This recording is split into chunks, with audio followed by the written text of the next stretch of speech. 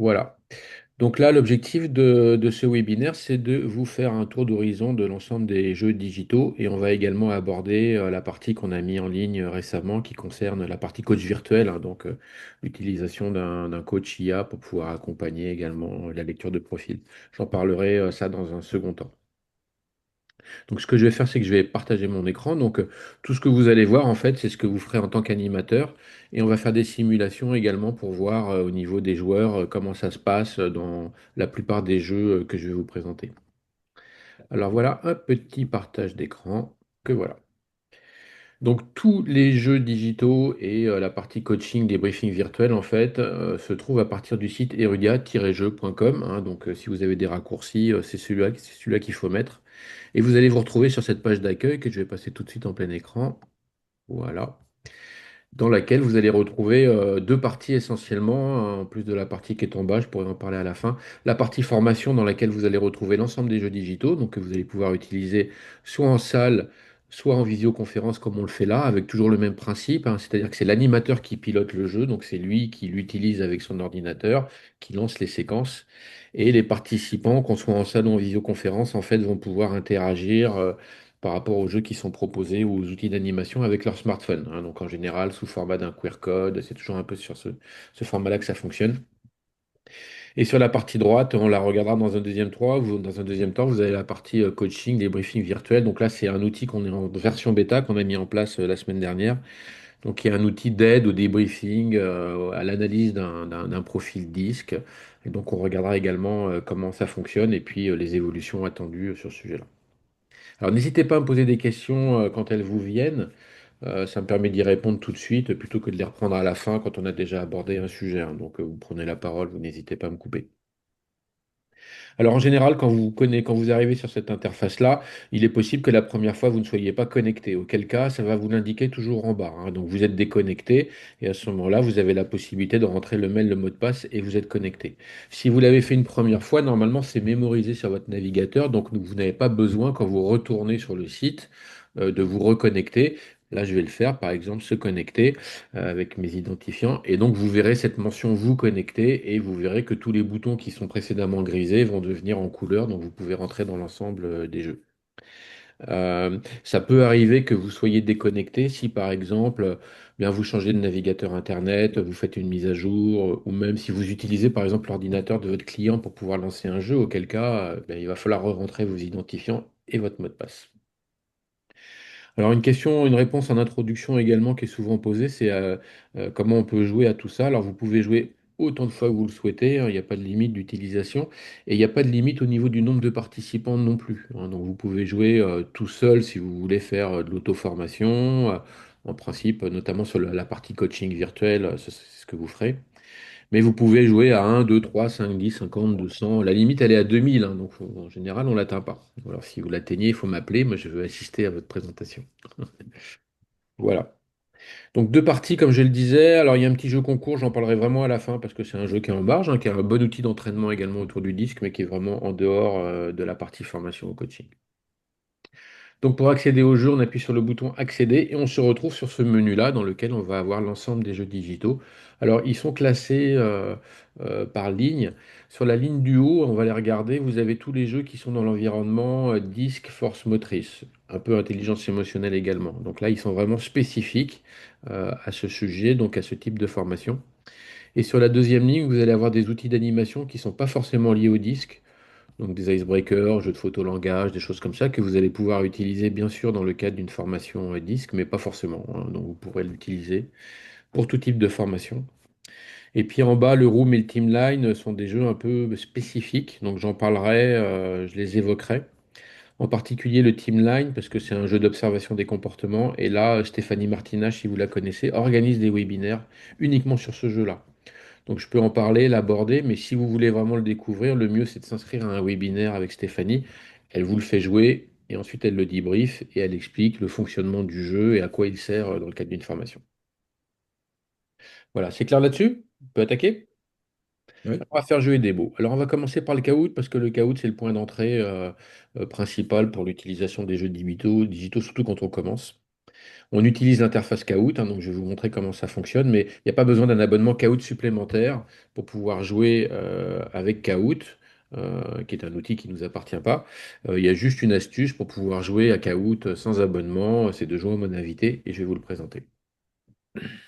Alors là, vous avez l'ensemble des jeux proposés. Donc les jeux duo sont les plus utilisés, on va tous les aborder et on va faire une démo sur l'un des jeux pour vous montrer comment ça fonctionne du côté animateur et du côté joueur. Alors, le premier, le plus utilisé, c'est vraiment celui du haut, là, le disco que vous voyez ici. C'est vraiment le jeu basique, entre guillemets, hein, c'est-à-dire que quand vous jouez à ce jeu-là, donc c'est un quiz, hein, les participants répondent tous en même temps, c'est des jeux en simultané. Il y a un mot qui est proposé, il faut immédiatement que je sois capable de dire si c'est du rouge, du jaune, du vert ou du bleu. Voilà, c'est vraiment simple, c'est les mots que vous retrouvez, les mots-clés, hein, côté lumineux, côté obscur. Il y a simplement un petit piège dans ce jeu que vous voyez peut-être ici, c'est que, on utilise ce qu'on appelle un effet Stroop pour essayer de piéger les joueurs, pour que ce soit un peu amusant. Donc vous voyez par exemple impulsif, le premier mot qu'on a en haut à gauche, naturellement je vais dire rouge, quoi, parce que c'est du rouge impulsif. Sauf qu'on l'a mis sur un fond vert. Et donc il peut y avoir, quand on veut jouer rapidement, ce petit piège qui fait que ben, je vais répondre vert par réflexe, alors qu'en fait la bonne réponse est rouge. Donc c'est un système donc, qui s'appelle un effet Stroop. Et ça fonctionne plutôt bien dans ce genre d'outil parce que notamment c'est un jeu réflexe, hein. C'est un jeu où on doit répondre dans 5 secondes, vous le voyez, c'est marqué en haut. Donc ce petit effet Stroop crée pas mal d'ambiance autour du jeu. Alors, quand vous voyez trois boutons démarrer avec trois fois le même jeu, ça veut dire que vous avez le même jeu, donc le même thème, mais avec des, là en l'occurrence avec des mots différents. Donc si je lance le Disco 2, ce sera le même jeu pour faire une revanche et on aura des nouveaux mots et la même chose pour le troisième. Vous avez, et c'est le seul cas pour ce jeu-là, un petit, ici, un petit chronomètre qui vous permet de changer le temps. Vous voyez, quand je clique dessus, c'est une bascule. Donc 5 secondes par défaut, c'est le temps que le participant a pour répondre à la question. C'est très rapide. Mais vous pouvez passer à 10 secondes si vous souhaitez que les participants aient un peu plus de temps pour répondre. C'est pas l'esprit du jeu parce que c'est un jeu réflexe. Mais parfois, on peut vouloir donner plus de temps, ou parfois il peut y avoir des petits problèmes de connexion, ça met un peu plus de temps, du coup, on veut donner plus de temps pour que tout le monde puisse répondre. Voilà. Donc c'est à vous de décider si vous faites 5 secondes ou 10 secondes. C'est que des questionnaires, tous ceux que je vous présente, de 12 questions. Donc à chaque fois, il y a 12 questions posées, donc là, il y aura 12 mots qui seront proposés. Et je vous montrerai dans la démo qu'il y a deux possibilités. Soit effectivement, on fait les 12 questions et on va au bout du jeu, soit on peut interrompre le jeu avant la fin. Si par exemple on a moins de temps d'animation et que on décide de faire que la moitié des questions, par exemple, c'est tout à fait possible de le faire. Alors dans le même style, c'est-à-dire identifier ce que c'est qu'un rouge, un jaune, un vert, un bleu, vous avez les color stars qui sont aussi très utilisés, hein. Donc là, c'est tout simple, hein, c'est des personnages. Il faut essayer d'identifier la couleur 10 qui se rapporte le mieux au personnage qui est présenté. On a trois questionnaires, international, fiction et France. Alors international et fiction, c'est vraiment des questionnaires que tout le monde peut utiliser. Quand je dis tout le monde, c'est pas forcément qu'un public français, mais ça peut être francophone. Hein, donc ça peut être la Belgique, le Maghreb, la Suisse, etc., qui connaissent pas forcément nos personnages français, mais qui vont quand même avoir cette culture générale des personnages de fiction internationale. Et c'est également des personnages qu'on peut utiliser avec une population étrangère, hein. Il y a des gens qui animent avec des Anglais, par exemple, ou nationalité étrangère. On peut lancer le Color Star avec la partie internationale et fiction, avec n'importe qui. La partie France, bon, évidemment, elle est plus réservée à des personnages français, dont Etchebest, là, par exemple. Donc, soit des personnages de la télévision, de la politique française. Donc, c'est, voilà, la seule distinction entre les deux premiers et celui-ci, c'est que là, il faut quand même avoir une culture française pour pouvoir répondre. Il n'est pas évident que les Belges connaissent tout à fait nos médias ou nos politiques français. Donc, voilà. Le deuxième jeu le plus utilisé de la gamme, c'est le deuxième, la disque mieux communiquée des Simpsons. Parce que là, on n'est plus dans identifier un rouge, un jaune, un vert, un bleu, qui est vraiment un jeu qu'on peut placer très haut dans une formation. On est plus maintenant dans comment j'améliore ma communication avec l'autre. Donc, je sais ce que c'est que le disque, j'ai bien compris les couleurs, et maintenant, voilà, comment j'améliore ma communication. Et les Simpsons, en fait, on fera la démo là-dessus, proposent des situations, en fait, et ça peut être du verbal ou du non-verbal. Le premier, il n'y a pas le texte, par exemple, mais c'est le laisser trop parler, par exemple. Et donc là, il faut identifier en face de qui je dois faire, ou selon la question, éviter de faire cette attitude par rapport à un rouge, un jaune, un vert, un bleu. Voilà. Donc là, par exemple, le laisser trop parler, c'est une situation à éviter. Bah, il vaut mieux que j'évite de faire ça en face d'un jaune, parce que le jaune est très bavard, et si je le laisse trop parler, ça peut me poser un certain nombre de problèmes en fonction de la situation dans laquelle je suis. Parce que justement, il n'y a pas de contexte. Donc, que vous ayez un vendeur, un manager, enfin un groupe de vendeurs, un groupe de managers, un groupe tout court, vous pouvez très bien recontextualiser ce genre de jeu en disant, voilà, bon, maintenant, si on met ça dans la perspective de vos métiers, voilà ce que ça peut vouloir dire. Donc, c'est pour ça qu'il est bien, bien utilisé, parce qu'il est pas rangé dans un thème. Et avec les trois questionnaires qu'on a là, on aborde vraiment un tour d'horizon assez complet de tous les comportements verbaux, non verbaux, qui permettent de mieux communiquer avec l'autre.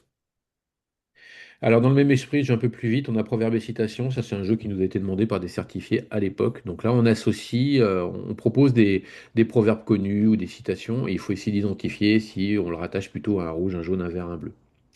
Alors, on a mis ça plutôt dans le mieux communiqué parce que derrière des proverbes et des citations, il y a déjà de l'action, quoi. On n'est plus simplement sur des mots-clés où on doit identifier un rouge, un jaune, un vert, un bleu. Mais déjà, on essaie de comprendre le comportement qui est derrière et essayer d'associer la couleur qui se rapporte le mieux. Voilà, donc c'est un peu plus littéraire, ouais, un peu plus littéraire, on va dire ça. Et du coup, ben, certains aiment bien l'utiliser, d'autres trouvent ça un peu trop littéraire, justement, pas assez concret. Donc c'est à vous, hein, vous pouvez très bien les tester et décider ou pas de les utiliser dans une formation. Après, on passe sur des thèmes. Donc on a deux grands classiques, hein, la vente et le management. Donc là, sur la vente, on a quatre thématiques. C'est un cycle de vente, en fait, hein, contacter, explorer, argumenter, conclure. Et donc là, quand vous lancez ce jeu-là, toujours avec 12 propositions dans chaque thème, le joueur va jouer le rôle d'un vendeur. En face de lui, il a un client et on va lui proposer un comportement. Il doit dire en face de qui je dois faire ou pas faire ça, quoi. Par exemple, éviter de parler de la concurrence dans une phase d'argumentation. Ben, la réponse, par exemple, c'est le vert, parce que le vert n'aime pas qu'on dise du mal des autres, donc il n'aime pas qu'on critique la concurrence. Voilà le genre de questions qu'on peut avoir sur la thématique vente. Et sur le management, on a quatre thèmes également, motiver, recadrer, coacher et déléguer. Donc là, en fonction du thème, pareil, hein, je joue le rôle d'un manager. En face de moi, j'ai un collaborateur. Et donc, par rapport au comportement qui est proposé, il faut que je dise, bah, est-ce que c'est plutôt en face de cette personne-là ou que je dois faire ou éviter de faire le comportement qui est proposé. La vente, en général, les gens ne se trompent pas quand ils connaissent bien le modèle des couleurs, c'est très intuitif. Le management, c'est un peu plus subtil, hein, parce que des fois, il va y avoir une proposition, nous, on attend une réponse rouge, les gens répondent bleu. Et puis, en fait, la distinction entre rouge et bleu, personne n'est dans l'erreur, en fait. Il va peut-être y avoir un mot qui fait que c'est plus rouge que bleu, etc. Mais la nuance, elle est beaucoup plus fine. Et donc, il n'est pas rare dans le management que les gens puissent se tromper dans les réponses. Mais c'est pas vraiment des erreurs en fait. C'est justement une occasion de discuter en disant voilà pourquoi nous on a considéré que c'était plus une couleur que l'autre, mais tu n'as pas tout à fait tort quand tu réponds ça parce que, etc. Donc c'est vraiment un jeu par contre le management qui engage à la discussion parce qu'on a envie de comprendre les réponses qui sont proposées. Typiquement, c'est des jeux que vous testez avant, hein, parce que évidemment, l'idée, c'est pas de se faire piéger vous-même quand vous allez lancer le questionnaire. Il vaut mieux éventuellement l'avoir lancé tout seul une fois et puis avoir éventuellement préparé une argumentation si ça flotte un peu au niveau des réponses après. Après, il y a deux autres thèmes, donc la gestion du temps. Deux thèmes sur la gestion du temps. Comment on reconnaît un rouge, un jaune, un vert, un bleu par rapport à des comportements qui sont proposés dans le jeu. C'est un questionnaire à choix multiples. Il peut y avoir plusieurs bonnes réponses. C'est indiqué. Et gestion du temps, des conseils. Comment conseiller un rouge, un jaune, un vert, un bleu par rapport à une thématique. Ça peut être une surcharge de travail, une urgence qui tombe, etc. Donc toujours, on propose un comportement qui est en lien avec la gestion du temps. Et le participant doit identifier la couleur qui s'y rapporte. Et les tensions, les stress. Donc, qu'est-ce qui met un rouge, un jaune, un vert, un bleu en stress? Donc là, on propose des situations. Et il faut essayer de se dire, bah là, effectivement, ne pas lui donner d'informations, par exemple, bah, ça va faire stresser un bleu, par exemple, parce qu'il a besoin d'informations pour pouvoir décider ou avancer. Donc, voilà, des comportements qui vont potentiellement pouvoir mettre une personne en stress. Et si on descend jusqu'en bas, on va avoir des choses un peu plus spécifiques. Donc, la première, la Spadawan, là, c'est dans un univers Star Wars. On a voulu un peu thématiser ce jeu. C'est sur les forces motrices. Donc vous avez quatre questionnaires sur les forces motrices, où vous avez des comportements. Et comme pour le Simpson tout à l'heure, il va falloir essayer d'identifier la force motrice qui se rapproche le plus de ce comportement. Donc voilà, chaque personnage est identifié, chaque force motrice est identifiée par un personnage de Star Wars, hein. Donc on voit les différents personnages que vous connaissez peut-être. Il y a quatre questionnaires et vous avez vu le dernier, on l'a mis en gris. Il est spécial parce que il y a que des comportements négatifs là-dedans. Donc c'est bien aussi de découvrir les forces motrices, pas toujours sur des comportements positifs, mais là par exemple, il se noie dans les détails, il a la tête dans les nuages, enfin voilà, des comportements qui ne sont pas forcément comportements positifs, mais qui peuvent révéler quand même aussi une force motrice. Ça, c'est évidemment si vous faites du disque et également vous voulez aborder la force motrice et que vous voulez lancer un jeu là-dessus. Alors les deux derniers sont très spécifiques, un Disc plus force motrice. La Disc and the City, c'est un jeu qu'on n'utilise pas en formation ou alors il faut vraiment avoir des gens très aguerris. C'est un jeu qui fait la combinaison du disque et des forces motrices. Donc vous avez sept personnages qui sont campés dans leurs forces motrices. C'est très caricatural, hein. Ginette, la coiffeuse, est esthétique. Gaston, le gendarme, il est théorique. Enfin voilà, on a vraiment des personnages très caricaturaux, mais ils vont s'exprimer avec des couleurs différentes. Donc ça va permettre de voir qu'est-ce que c'est qu'un esthétique qu'on imagine souvent jaune, par exemple. Qu'est-ce que c'est qu'un esthétique rouge, quoi? Est-ce que ça existe et comment il pourrait y avoir une nuance que l'on pourrait identifier, quoi. Donc ça, évidemment, c'est des jeux qu'on utilise soit en auto-formation, soit Stéphanie Martinache, une fois de plus, si vous regardez la liste des webinaires qui sont proposés, elle propose des webinaires dans lesquels elle va aborder que ces sujets-là et elle utilise ces jeux-là. Donc c'est un moyen pour vous de les utiliser, de vous challenger et puis d'avoir éventuellement une amélioration de vos connaissances sur ces sujets de combinaison entre les disques et les forces motrices. Et c'est la même chose pour les déclinaisons, puisque là, vous avez trois questionnaires sur les déclinaisons, donc une couleur forte, une couleur faible associée dans un profil, ça donne une déclinaison. Et donc, ces trois outils, ces trois jeux permettent de découvrir, de pouvoir identifier quelles sont les déclinaisons et de pouvoir découvrir les comportements qui y sont associés.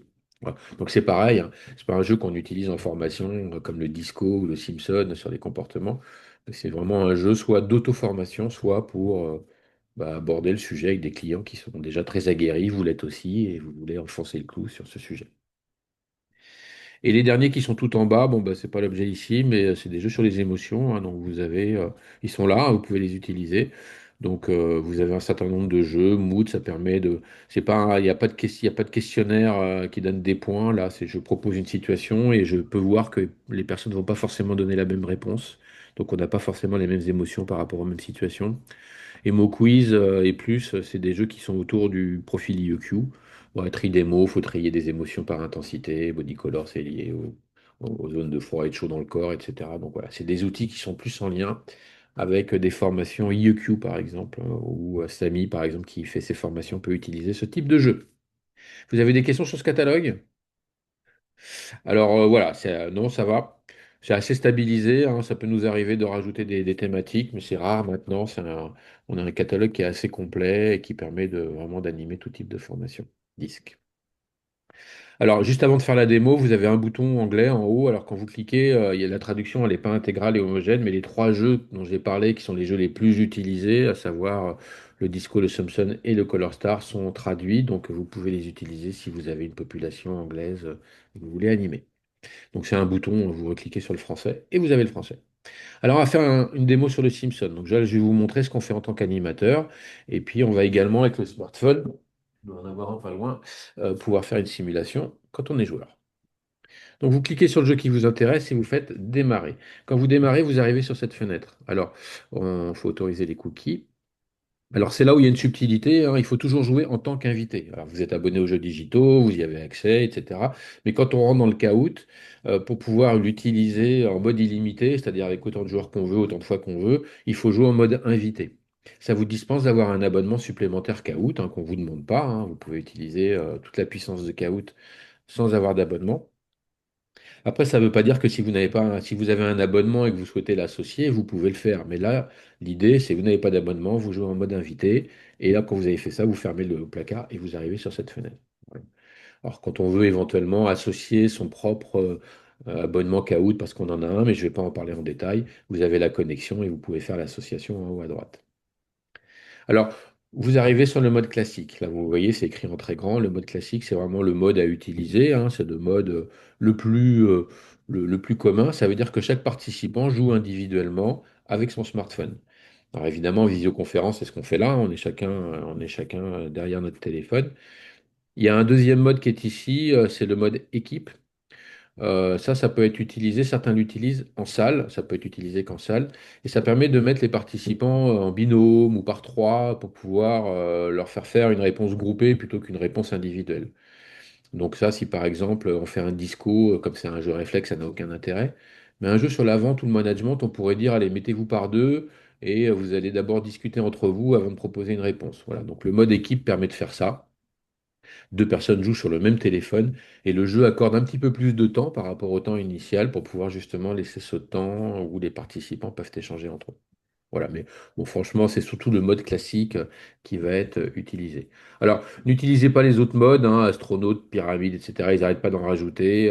Ça mélange un peu les questions, ça mélange les réponses, et du coup, ça peut créer des erreurs au niveau de la façon dont est construit le questionnaire. Donc, les deux qu'il faut vraiment garder, c'est le mode classique et puis le mode équipe, hein, tout simplement. Alors, je reviendrai là-dessus, sur les paramètres, mais moi, j'y reviendrai juste après. Donc, une fois que vous avez choisi votre jeu, vous arrivez sur cette fenêtre-là, vous avez fait jouer en tant qu'invité, et là, il n'y a qu'un bouton qui est celui-ci, et là, vous faites commencer, hein. Donc, quand vous faites commencer, évidemment, les participants doivent s'inscrire sur votre partie. Et donc là, la possibilité la plus facile, c'est d'utiliser le QR code. Donc, vous avez toujours un QR code qui est généré à chaque partie, qui est ici en haut à gauche, à droite. Je vais enlever le son parce que c'est pas utile. Si vous voulez le faire apparaître en grand, vous pouvez cliquer dessus. Et là, vous voyez, il apparaît en plein écran, ce qui fait que si vous êtes en salle, les participants peuvent le scanner. Donc, ceux qui veulent faire la démo, là, vous pouvez prendre votre téléphone, vous scannez, et une fois que vous avez scanné le QR code avec votre appareil photo, il vous propose de rentrer un pseudo. Donc, moi, je mets mon prénom, et vous rentrez dans la partie, tout simplement. Donc là, voilà, s'il s'inscrit. Alors, moi, en tant qu'animateur, ben, je vois les gens rentrer dans la partie, hein, tout simplement. Et vous avez vu, on n'a pas demandé de mot de passe, etc. Donc, si jamais il y a des gens qui vous disent est-ce que je suis fiché, etc., est-ce que mon information demeure? Non, il n'y a pas, on récupère pas des mails ni quoi que ce soit. Donc là, il n'y a aucune difficulté à expliquer aux gens qu'on est juste là pour jouer et on mémorise rien du tout. Alors, il y a des gens qui peuvent avoir un problème avec le QR code, ils n'y arrivent pas, etc. Donc, vous avez la possibilité également de leur dire, OK, si tu as un problème avec ton QR code, tu peux aller sur ton navigateur Internet, celui qu'on utilise sur son téléphone, par exemple, taper kahoot.it, là, l'adresse qui est là, et après, il faudra rentrer un code et ensuite son pseudo, et on rentre dans la partie de la même manière. Ça peut être aussi le cas si vous avez des participants qui disent, bah, moi je préfère utiliser mon ordi, bah, pourquoi pas, hein, ils vont taper kahoot.it sur leur navigateur de Chrome ou Safari ou que sais-je, sur leur ordinateur, rentrer le code et ils rentrent dans la partie. Donc on peut y rentrer avec une tablette, un téléphone, un PC, avec ce qu'on veut en fait, hein. Et on rentre dans la même partie à chaque fois. Alors pour être complet, et si vous en souvenez, c'est bien, vous avez une petite roue crantée en bas qui sont des paramètres en fait, hein. Alors si je clique dessus, il y a des paramètres, il ne faut pas y toucher globalement. Le seul paramètre qui est intéressant, c'est celui qui est tout en haut, là, afficher les questions et les réponses. Alors, qu'il soit coché ou pas, ça va fonctionner, hein. Si vous le décochez, quand les joueurs vont jouer, en fait, ils vont voir quatre gros boutons rouge, jaune, vert, bleu. Voilà, comme une télécommande de télévision, quoi. Et du coup, ils vont lire sur votre écran la question, les propositions de réponse, et ensuite, avec leurs quatre gros boutons, ils vont dire bah, c'est rouge, jaune, vert ou bleu, quoi, tout simplement. Si vous cliquez sur afficher les questions et les appareils, ils vont tout avoir sur leur téléphone. C'est-à-dire qu'ils vont pouvoir lire sur leur téléphone la question, les propositions de réponse, et ils vont pouvoir répondre également avec leur téléphone. Donc c'est plus, en gros, c'est plus confortable pour les participants parce qu'ils n'ont pas besoin de regarder votre écran et ensuite utiliser leur téléphone pour répondre. Ils ont tout sur le téléphone, ils lisent, ils regardent et ils répondent. Alors cochez-le si vous y pensez, bah, c'est mieux. Une fois que vous l'avez coché, en général, ça reste en vert, donc ça reste coché. Vous n'avez pas besoin de le faire à chaque partie, c'est mémorisé. Voilà, pour les autres, vraiment, faut pas y toucher parce que ça peut mélanger une fois de plus les questions et les réponses et du coup rendre le questionnaire obsolète.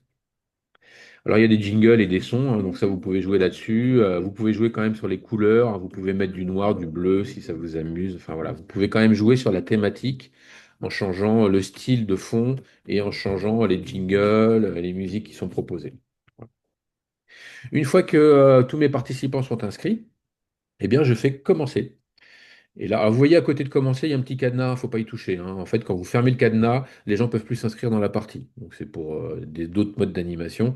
Mais là, en gros, il faut toujours laisser le cadenas ouvert, évidemment. Et quand vous avez démarré, vous commencez le jeu. Ah ben là, en l'occurrence, j'ai changé la couleur. C'est pas grave. Alors, 3, 2, 1, le jeu ne commence pas tout de suite. C'est-à-dire que, hop, voilà, vous allez toujours avoir pour chacun des jeux une page d'accueil qui vous permet d'expliquer le jeu à vos participants. C'est très simple, hein, vous avez un exemple de réponse. Donc là, il va vous dire, bah, tiens, on est en train de jouer au Simpson Discoder. Vous avez 20, alors c'est toujours 12 questions, hein, comme je l'ai dit tout à l'heure. Vous avez 20 secondes pour répondre à chacune des questions. Donc 20 secondes, c'est en général la norme, hein, pour les réponses. Et vous avez un exemple de question. Donc voilà ce que vous allez avoir à l'écran. Procéder en douceur. Alors c'est une alternance de à faire et à éviter de faire pour les Simpsons. Donc là on est sur du à faire, c'est marqué en bas. Est-ce que procéder en douceur, c'est quelque chose qu'il faut faire par rapport à un rouge, un jaune, un vert, un bleu? Vous répondez, etc., etc. Voilà, donc là ça vous permet de planter le décor et d'expliquer le jeu. Et une fois que vous avez fait ça, eh bien vous faites suivant et là on va lancer la première question. Donc là on va pouvoir vraiment jouer si vous avez l'appli sur votre téléphone. Donc là, à faire. Du remettre des documents écrits. Je réponds. Alors, vous avez vu hein, qu'effectivement, vous aviez sur votre téléphone, pour ceux qui l'ont fait, les questions et les réponses, et vous n'avez pas besoin de regarder mon écran pour pouvoir éventuellement faire un choix. Alors, ça dure 20 secondes, hein, vous avez 20 secondes pour répondre. Il est évident, et c'est ce qui s'est passé là, que si tout le monde répond avant les 20 secondes, bah, le jeu s'arrête prématurément. On gagne du temps, hein, tant mieux, on ne va pas aller à la fin des 20 secondes. Mais si un joueur décide de prendre 20 secondes pour répondre, malheureusement, enfin, tant mieux pour lui, hein, parce qu'il réfléchit, eh bien, ça ira au bout du temps proposé. Quand tout le monde a répondu, vous avez la bonne réponse qui apparaît en bas. Donc elle est en clair, les autres sont en grisé. La bonne réponse était bleue, on voit bien. S'il y a il y a des gens qui se sont trompés, on veut rappeler la question. Tu sais, c'était quoi la question, etc. Vous avez toujours Show Média au milieu, le bouton noir. Quand vous cliquez dessus, ça vous fait réapparaître la question. Donc là, ça permet de relire un document écrit. Ah oui, écrit, c'est pour ça que c'est du bleu, etc., etc. Vous pouvez faire votre petit débriefing là-dessus, notamment s'il y a des questions quand les gens se sont trompés. Et en haut, c'est pas nominatif, hein, c'est uniquement sous forme d'histogramme. Vous avez les personnes qui ont bien et mal répondu. Donc là, on voit qu'on a tous bien répondu.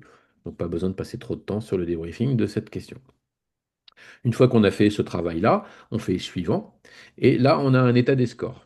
Alors, il y a un petit côté compétition dans Kahoot hein, qui fait que même si on a tous bien répondu, Bruno était un petit peu plus rapide que nous. Et donc, il a 912 points. Alors, c'est des questions à 1000 points, hein. Vous avez vu, c'est des microsecondes, en fait, ce qui fait que le score peut changer. Même si on répond tous, bah, il va y avoir parfois des changements de classement. Et c'est comme ça qu'on peut se faire avoir sur le Kahoot que j'ai montré tout à l'heure sur le disco, où l'effet Stroop fait que bah, si vous avez joué avec des rouges, bah, les rouges, ils veulent jouer très très vite. Et puis, quand ils jouent très vite, ils se font avoir par l'effet Stroop.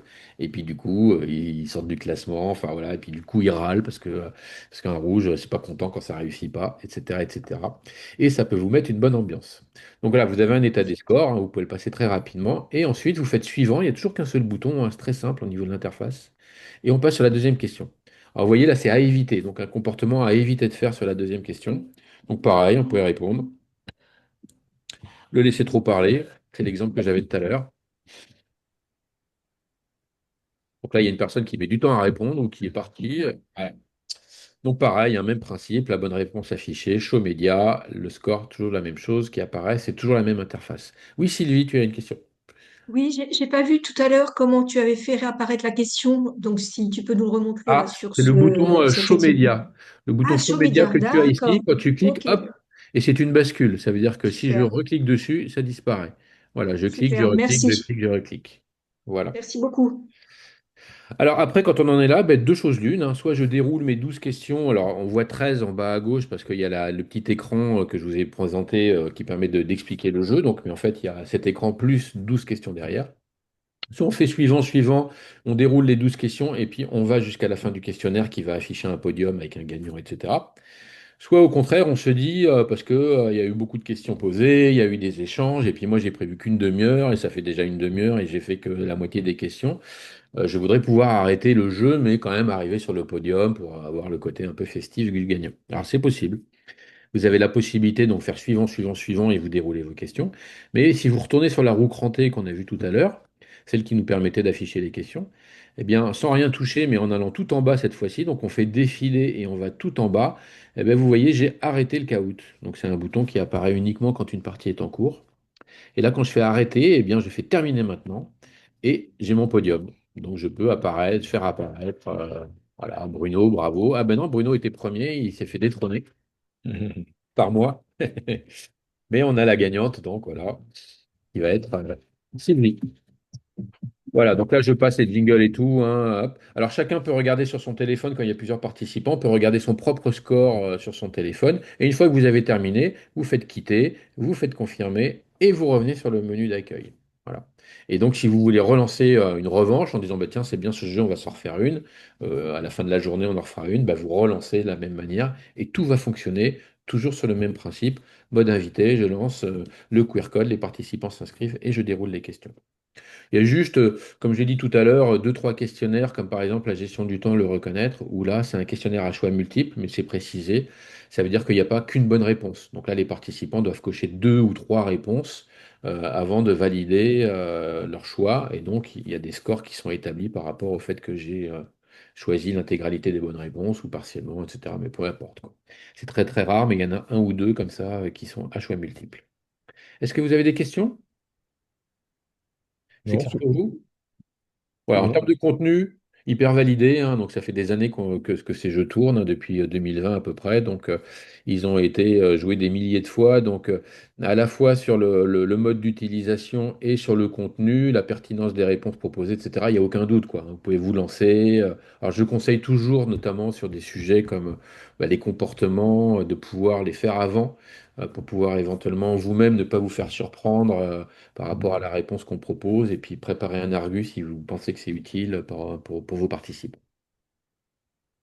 Quand j'ai fini, je quitte là, hein, donc vous voyez, j'étais là, pardon, j'étais un peu rapide. Vous avez toujours cette petite maison là qui vous permet de revenir sur le menu précédent. Donc ça, c'était le caout. Alors je vais être très rapide sur le 12. Le 12, c'est exactement la même chose que le caout. On a voulu faire bon, pour des raisons maintenant que j'explique beaucoup moins, mais caout nous avait fait un peu des misères il y a quelques années. Donc on avait voulu faire l'équivalent d'un caout qui nous appartient et dont on n'est pas dépendant par rapport à un autre outil comme le caout. Alors c'est exactement les mêmes choses. Il y a des nuances, je vais vous les présenter, on ne va pas faire de démo. Je vais vous présenter les nuances. Après, si vous avez des questions, j'y réponds, bien sûr. Et si vous voulez les utiliser, ce jeu, ça fonctionne également de la même manière. Alors, c'est le même principe dans le sens où c'est les mêmes contenus. Là, vous avez des thématiques à gauche, le reconnaître, mieux communiquer, etc. Donc, si je vais dans mieux communiquer, par exemple, et je vais retrouver ensuite sur le menu déroulant du haut les trois Simpson Discoder, notamment le premier qu'on vient de faire là, en démo. Mais si je vais dans la vente, je vais bien retrouver contacter, explorer, argumenter, conclure. Dans le management, je vais bien retrouver les quatre thèmes, etc. Donc, on retrouve exactement les mêmes questionnaires de 12 questions à chaque fois. Donc là, aucune différence. Au niveau de l'inscription, c'est exactement la même chose. On ne va pas le faire, mais si j'ouvre le QR code qui est ici en bas, les participants scannent le QR code, s'inscrivent, et là, je vois le nombre de joueurs inscrits. C'est exactement le même principe. On rentre avec un QR code et on rentre son pseudo. Alors, la différence majeure, c'est que les participants ne vont pas répondre une question après l'autre. Il ne va pas y avoir question, réponse, score, question, réponse, score. Les participants vont répondre aux 12 questions d'un coup. Et on va afficher les 12 réponses d'un coup. C'est vraiment la différence majeure. Et pour cela, on va leur donner le temps. Alors par défaut, c'est 2 minutes. Donc là, je leur dis, vous avez 12 questions et vous avez 2 minutes pour répondre aux 12 questions. À vous de vous débrouiller. Mais on peut leur laisser 3 minutes ou 1 minute si on veut les mettre en stress ou si on veut leur laisser plus de temps. Donc c'est à peu près l'équivalent des 20 secondes, 10 secondes, etc. C'est à peu près le même temps si on ramène ça à une question. Et une fois que j'ai lancé le jeu, je le démarre, eh bien, les participants sur leur téléphone vont pouvoir démarrer le jeu et faire leurs 12 réponses dans les 2 minutes ou dans la minute ou dans les 3 minutes qui leur sont accordées. C'est à eux de gérer leur temps, etc. Et au fur et à mesure qu'ils répondent, quand ils ont tous répondu aux 12 questions, on va voir apparaître leur score. On va voir apparaître ici les joueurs qui ont répondu. Ben, il y en a un, il y en a deux, il y en a trois, il y a les 12 sur les 12, etc. Tout va bien. Et donc, une fois que tout le monde a répondu, moi, je décide en tant qu'animateur de terminer le jeu. Et deuxième différence par rapport au Kahoot, je vois toutes les réponses aux 12 questions sur le même écran. Donc, pareil, hein, j'ai pas question, réponse pour les participants, mais même moi, en tant qu'animateur, après, j'ai une vision globale des réponses qui ont été proposées. Alors, je vois par exemple ici les bonnes réponses, hein, donc insistez sur ses capacités à coopérer avec les autres, dans la motivation, c'est du vert. N'hésitez pas à le complimenter, c'est du jaune, etc. Donc là, je vois toutes les bonnes réponses qu'il fallait donner. Et il y a, comme on n'a pas joué, il y a 0 sur 1, il n'y avait qu'un seul inscrit, c'était moi. Mais là, je verrais, par exemple, si on était 10 participants, ben, 10 sur 10. Les premiers, ils ont tous bien répondu à la deuxième, et puis la deuxième, je vois 9 sur 10, etc. Ce qui fait que dans mon débriefing, je pourrais très bien aller chercher les réponses où il n'y a pas eu 10 sur 10, quoi. Si là, je vois, faites appel à sa logique et à sa rigueur, les gens, ils ont mis deux, il n'y a que deux personnes qui ont bien répondu sur le 10. Là, je me dis, ah tiens, je vais faire un focus là-dessus parce que les gens sont particulièrement trompés sur cette question. Donc, ça me permet de diriger un petit peu mon argumentaire, mon débriefing. Et puis, comme j'ai toutes les questions sous les yeux, je peux faire des comparatifs, quoi. Vous voyez pourquoi les trois, c'est du vert? Voilà, je peux essayer de prendre les trois en même temps. Enfin, il y a une capacité à débriefer qui est plus, voilà, qui est une vision plus globale. Mhm. Et le dernier argument également, c'est que bah, ça permet de faire une copie d'écran. Il y a un petit compte-rendu qu'on peut faire sous fichier Excel. Ça me donne simplement, ça va me dire, bah tiens, Sylvie, en fait, elle a donné 9 réponses sur les 12 et je vais pouvoir aller voir quelles sont les 3 questions sur lesquelles elle a mal répondu. Alors, à quoi ça sert ça? À quoi ça sert? C'est pas très français ce que je viens de dire, mais ça peut servir pour du Calliope, par exemple. Hein, vous avez besoin de fournir à Calliope des justificatifs, comme quoi vous avez fait un questionnaire d'évaluation de fin de formation et vous avez analysé les réponses des participants, etc. C'est plus facile en faisant une copie d'écran de ça et puis en utilisant le compte-rendu de justifier que vous avez fait une action auprès une action Calliope qu'avec le Kahoot, où vous n'avez pas une vision globale, puisque c'est question par question. Voilà les 3 arguments, quoi. Alors, qui utilise Kahoot et qui utilise 12? En général, on utilise Kahoot, parce qu'il y a le côté un peu festif, compète, etc. Et puis il y a les jingles et tout, donc c'est beaucoup plus élaboré. Les gens qui utilisent 12 en fait, sont des gens qui ont besoin d'avoir plus de calme, en fait. C'est-à-dire qu'ils ne cherchent pas ce côté compétition. Là, on ne va pas gagner parce qu'on est plus rapide que son voisin. Hein, si vous avez répondu aux 10 questions, en haut à gauche, là, moi j'ai 0 parce que j'ai pas joué, là, on n'a pas fait la démo, mais je vais avoir 12 points si j'ai bien répondu. Et si Sylvie a bien répondu aux 12, elle aura 12 points, la même chose pour Catherine, etc. On ne cherche pas à savoir si quelqu'un était plus fort que l'autre parce qu'il a été plus rapide. Et le deuxième argument, c'est de dire, ben voilà, j'ai justement cette vision globale. euh, et je n'ai plus la question à me poser de se dire est-ce que je vais pas avoir assez de temps pour passer les 12 questions dans Kahoot? Là, non. Ils ont 2 minutes pour répondre aux 12 questions. Donc là, vous êtes sûr qu'ils vont répondre à toutes les questions. Voilà. Donc les deux sont là, hein, vraiment. Vous pouvez vous tester sur les deux, vous dire j'aime bien l'un, j'aime bien l'autre. J'aime bien l'un pour certains jeux comme le Kahoot par exemple est très utilisé pour le disco. Et puis sur la vente ou le management, parce qu'on va passer beaucoup de temps sur cet écran de synthèse, eh bien je vais plutôt utiliser 12, quoi. Donc c'est vraiment à vous de savoir si vous souhaitez, utiliser l'un ou l'autre. Puis une fois que j'ai fini ce jeu, ben, je fais rejouer. Et là je peux repartir sur un autre jeu comme sur Kahoot pour pouvoir relancer une nouvelle partie. La seule différence, si vous vous en souvenez, c'est que dans Kahoot, à chaque fois, il va falloir rescanner le QR code parce qu'il génère un QR code à chaque fois. Là, vous pouvez relancer une autre partie avec les joueurs qui sont déjà inscrits. Il faut simplement choisir un autre jeu. Vous n'avez pas besoin de leur demander de rescanner le QR code. Voilà. Bon, ça, c'est un détail. Si vous l'oubliez, c'est pas très grave. Et vous avez un bouton reset, si je veux vraiment être très complet sur le 12, ça permet de tout passer à zéro. C'est-à-dire que vous avez fait une session avec vos participants et vous voulez redémarrer une session avec des nouveaux participants dans une semaine. Mais en faisant reset, vous enlevez tous les joueurs de votre session en cours et vous redémarrez à zéro avec des nouveaux joueurs qui vont s'inscrire. Voilà, comme ça, j'ai été très exhaustif sur le 12. Ce sera très bien pour la vidéo. Si vous en souvenez pas, bah, vous pouvez retourner voir la vidéo quand on l'aura mis en ligne et vous retrouverez tous ces éléments. Ça va pour ça? Très bien. Parfait. Alors, le troisième jeu, Personnalitateur, très connu, hein. Le Personnalitateur, c'est le jeu de cartes, hein, donc c'est une transcription du jeu de cartes qui a plus de 20 ans. Je crois que c'est le premier jeu que j'ai fait disque, hein, donc oui, ça a plus de 20 ans, ça rajeunit personne pour le coup, pour ceux qui l'utilisaient déjà très longtemps. Et donc, évidemment, on a voulu faire une version digitale, et très récemment, on a même rajouté un peu d'IA, puisque le résultat qui est proposé est généré par une IA, en fait, hein. Donc, on va regarder ça très rapidement. Alors pour ceux qui ne le connaissent pas, je fais démarrer. C'est un jeu qu'on peut jouer avec des gens qui n'ont aucune connaissance du disque. Je n'ai pas besoin de connaître le disque pour pouvoir répondre aux questions qui me sont proposées. Par contre, derrière, dans le débriefing, je vais bien leur expliquer le lien entre ce qu'ils viennent de faire et le disque. Alors, il y a deux façons de l'utiliser. La première façon de l'utiliser, c'est d'ouvrir le QR code. On ne va pas le faire hein, parce que ça devient long.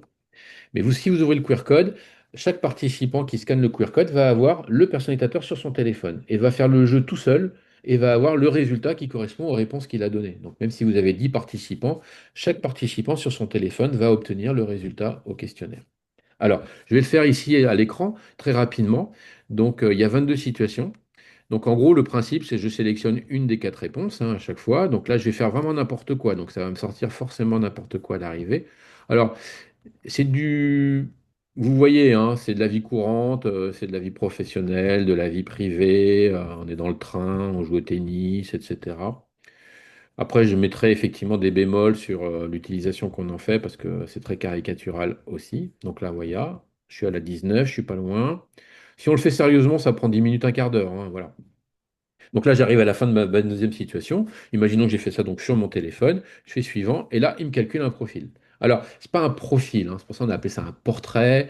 On a voulu mettre ça dans un environnement jeu, donc on a mis des crayons, on n'a pas mis un histogramme, mais ça revient au même. Sylvie, je te réponds juste après. Donc là, l'idée, c'est que par rapport aux 22 réponses que j'ai faites, il m'a sorti un petit histogramme et de façon très succincte, vous voyez, hein, ça va pas très très loin. Il va me donner, donc ça c'est l'IA qui me l'a sorti, hein, donc ça veut dire que chaque participant va avoir un rapport qui lui est personnel parce qu'il est généré par l'IA. Il va me dire, ben voilà les caractéristiques générales de mon profil. Donc là, effectivement, le style dominant sort très fort et en deuxième, le style influent. Et après, il va me donner mes forces. Donc les forces de mon style dominant et de mon style influent, et il va me donner mes faiblesses ou mes axes de développement, et donc là il va parler plutôt du stable et du conformiste qui sont un petit peu faibles. Voilà. Donc ça, c'est la première façon d'utiliser. Sylvie, quelle est ta question? Il faut que tu ouvres ton micro. Il faut que tu ouvres ton micro. Oui, Voilà. donc mais je pense que j'ai la réponse. Vous voyez pas par Oui. rapport aux situations. Chacun va répondre ce qui lui correspond à lui. C'est ça. Je comprenais pas ce qu'il fallait répondre en Oui, fait. avec Je vais quelqu'un, dire, ben, je me reconnais dans cette situation-là. C'est ça exactement. l'idée. Avec quelqu'un qui D'accord. n'a jamais fait de disque et avec qui tu veux faire découvrir le disque avec le personnalisateur, l'idée, c'est de lui dire, OK, à chaque fois que tu as une situation qui se présente, qu'est-ce que tu ferais à la place de cette personne-là parmi les quatre choix qui te sont proposés? Voilà. Et évidemment, après, on va expliquer que derrière chacun des choix, il y a une couleur disque et que donc ça lui sort un histogramme. Et voilà. Donc l'idée, c'est ça. Alors, pourquoi les gens l'utilisent de cette manière-là? C'est-à-dire, j'ouvre le QR code et les participants le font. J'en ai eu encore eu un en début de semaine. C'est un client qui me dit, ou un certifié qui me dit, je fais une formation disque, mais le client ne veut pas faire le profil à ses participants. Il n'y a pas le budget, il n'y a pas ce qu'on veut, il n'y a pas le temps. Et là, ben, qu'est-ce que c'est la solution?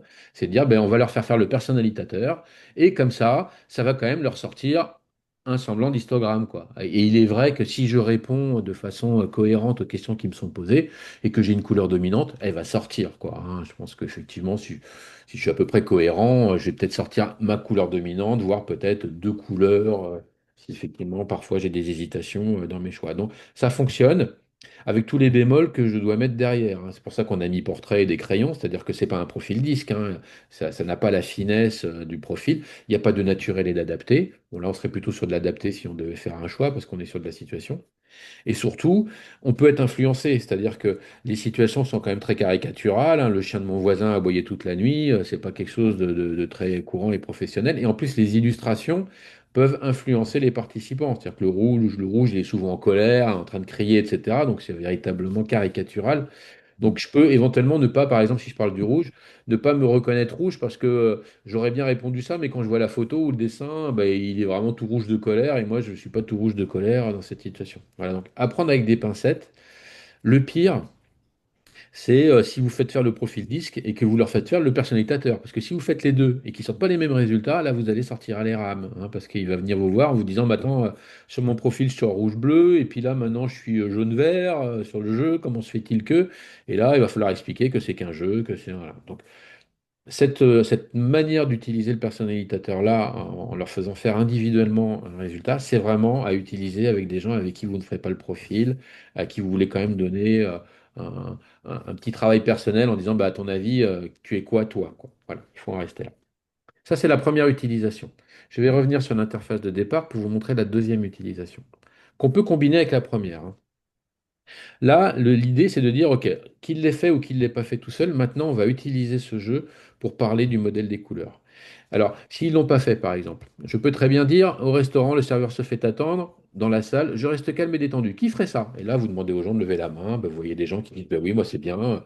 J'en profite pour entamer la conversation. Qui fait ça? Les gens lèvent la main de la même manière, etc. Donc, chacun se positionne. Et après, vous avez vu, sur la partie gauche, vous avez couleur masquée. Et si vous cliquez sur ce bouton, vous passez en couleur visible. Et là, la différence, c'est qu'une fois que chacun s'est positionné, je vais cliquer sur chacune des cartes et vous voyez, j'affiche la réponse en fait. Et là, maintenant, je vais pouvoir dire, OK, celui qui a répondu je reste calme et détendu, dans le modèle 10 que vous ne connaissez pas encore, c'est ce qu'on appelle le vert. Pourquoi? Parce que c'est un empathique, qui se met à la place du serveur, etc. Après, le jaune, il est dans la relation. Il est en train de discuter, il ne sait même pas que le serveur l'a pas servi. Le bleu, il est bougon. Il n'est pas content, mais comme c'est un introverti, il va pas le dire. Et le rouge, ben, le rouge, il gueule, quoi. Il n'est pas content, il le dit, il s'exprime très fort et très haut. Voilà, donc ça permet d'avoir immédiatement la réponse. Alors, soit les gens n'ont pas fait le profil et là ils le découvrent, soit les gens ils ont fait le profil tout seul ou ils ont fait le personnalisateur tout seul et là ben, ils retrouvent des situations qu'ils ont fait quand ils ont joué au jeu tout seul et vous décodez en donnant les réponses. Puis après, je peux aller chercher la situation suivante. Si celle-là, elle me plaît pas, je la saute. Tiens, je fais situation suivante. Celle-là non plus me plaît pas. Tiens, celle-là, elle est bien. Rebelote. Qu'est-ce que vous feriez dans cette situation-là? Les gens se prononcent et ensuite vous affichez les réponses. Et puis après, vous pouvez faire autre chose. Vous pouvez être situation suivante. Et là, vous dites aux participants, il est où le rouge à votre avis là? Ou il est où le jaune? Donc là, l'idée, c'est plus de savoir qu'est-ce que je ferais dans cette situation, mais c'est un petit exercice dans lequel maintenant il faut que j'essaie de deviner la couleur disque. Maintenant que j'ai commencé à comprendre ce que c'est que le disque, parce que je vois bien que derrière chaque carte, il y a une couleur, je vais essayer d'aller identifier, par exemple, où est le rouge. Puis une fois que chacun s'est prononcé, ben, on affiche les réponses et on dit, ben voilà, le rouge, non, c'est pas celui qui range ses affaires, c'est le bleu. Le rouge, il regarde si ça lui plaît, et si ça lui plaît pas, il va descendre et dire, je vais changer de chambre, etc., etc. Donc voilà deux utilisations. La première individuelle, chacun le fait dans son coin, ça donne une couche si on ne fait pas le profil. La deuxième, un débriefing. Vous voyez, là, les participants n'utilisent pas leur téléphone, il n'y a pas de QR code, il n'y a pas ce qu'on veut, c'est juste, je fais une présentation et j'utilise ce jeu. C'est un peu ce que fait Eric quand il fait les certifications avec le jeu de cartes. Après, on peut aller plus loin, on peut très bien mettre les gens sous groupe en disant OK, comme on le fait parfois en certification. Les participants vont essayer de prendre la première carte et d'associer des comportements, de développer un peu le truc, etc. Donc là, vous pouvez imaginer une animation derrière tout ça si vous le souhaitez. C'est clair là-dessus? Ouais. Voilà, et puis la petite IA, à l'époque, on s'était un peu testé dessus, donc après je vous le présenterai sur d'autres outils, mais voir si effectivement l'IA était capable de répondre aussi de façon assez pertinente par rapport à un résultat de profil. Donc là, c'est plutôt assez pertinent, hein. On l'a affiné et maintenant c'est assez bien pertinent. Sylvie, tu as levé la main ou c'est de tout à l'heure? Je sais pas. Non, non, j'ai encore levé Ah, la main, hein. oui, Je vas-y. suis Oui, non, mais désolée, vas-y, trop vas-y, par c'est deux très bien. questions. C'est très bien. Grosso modo, ce jeu-là, tu penses qu'il faut combien de temps pour le faire? Alors, le personnalisateur, en fait, si tu le fais correctement, en 10 minutes, un quart d'heure, tu l'as fait, quoi. Après, évidemment, tu as des gens qui vont prendre du temps, tu as des gens qui seront plus rapides, mais tu peux consacrer un quart d'heure, 20 minutes. Alors, tu as deux possibilités, soit tu le fais en heure creuse, si tu fais une reprise de pause, etc., entre deux. Mais ce que tu peux faire également, et là, bon, faudra vous en souvenir si vous avez envie de le faire, le QR code, il vous appartient, en fait. C'est-à-dire que ce QR code-là, c'est mon QR code à moi avec le jeu du personnalisateur. Ça veut dire quoi? Ça veut dire que vous pouvez très bien l'imprimer, le découper ou l'envoyer par mail. Vous pouvez très bien dire à vos participants, faites-le avant de venir, hein. Voilà, donc il suffit simplement qu'à un moment donné, 2, 3 jours avant la formation, ils fassent le jeu et ils le font, quoi. Voilà, donc ça, c'est une possibilité. La seule contrainte, c'est que quand je l'ai fait une fois sur mon téléphone, je ne peux plus le refaire une deuxième fois. C'est-à-dire que si je tente de le refaire une deuxième fois, il va constamment m'afficher le résultat de mon premier, de mes premières réponses, quoi. Donc vous pouvez facilement, c'est pas un jeu qui va se perdre dans la nature. Vous pouvez pas facilement l'envoyer à vos clients futurs quand vous allez faire la formation pour leur dire, OK, la veille, tu le fais, et puis comme ça, quand tu viens, tu as un résultat. Il y a une autre astuce que je vous présenterai tout à l'heure, c'est qu'ils ont la possibilité éventuellement de montrer leurs résultats sur un écran global. Ça peut être sympa si vous voulez. Mais là, on parle toujours du cas où on ne fait pas faire le profil et on utilise le personnalisateur pour faire un simili-profil, quoi. Alors le troisième outil, le quatrième, c'est Look. Alors Look, c'est vraiment un outil d'animation, hein. Vous allez voir, c'est très basique. Démarrer. Voilà. J'ai ici bah, les différentes couleurs disques. Je scanne le QR code et je pose une question en amont. Par exemple, la question que je vais vous poser à vous, c'est quoi votre couleur disque? Voilà. Donc, je vous demande tout simplement quelle est votre couleur disque majoritaire. Donc, vous scannez le QR code. Vous devez intégrer, vous devez renseigner. Moi, j'ai un petit problème de réseau. Je sais pas, j'espère que c'est pas le cas chez vous. Vous devez renseigner vos initiales. Et une fois que c'est fait, vous choisissez avec votre doigt ce qui vous correspond le mieux. Alors moi, j'y arrive pas en l'occurrence. J'espère que le problème n'est pas général. Tac, je vais rescanner le QR code et je vais retenter. Tac. Ah voilà, c'est bon. Donc je rentre mes initiales, donc moi je mets LV et je vais dire, bah, tiens, je suis plutôt rouge-jaune, quoi, donc promoteur, je suis plutôt promoteur. Et je confirme. Une fois que je l'ai fait, je ne suis pas tout seul, vous avez vu, c'est du temps réel, hein. Ça veut dire qu'au fur et à mesure que les participants répondent, ça vient apparaître sur votre écran d'animation. Donc c'est sympa parce que vous posez une question, vous avez tout de suite la réponse. Alors, qu'est-ce que ça permet de faire? Bah, ça, par exemple, ce qu'on est en train de faire. Tiens, ce serait rigolo de savoir si dans la salle, c'est assez équilibré ou s'il y a plus d'une couleur que d'une autre, etc. Donc là, on voit qu'on penche plutôt quand même sur le promoteur influent, donc on penche plutôt vers le jaune, etc. Donc ça peut être ça, avoir une vision globale de la salle.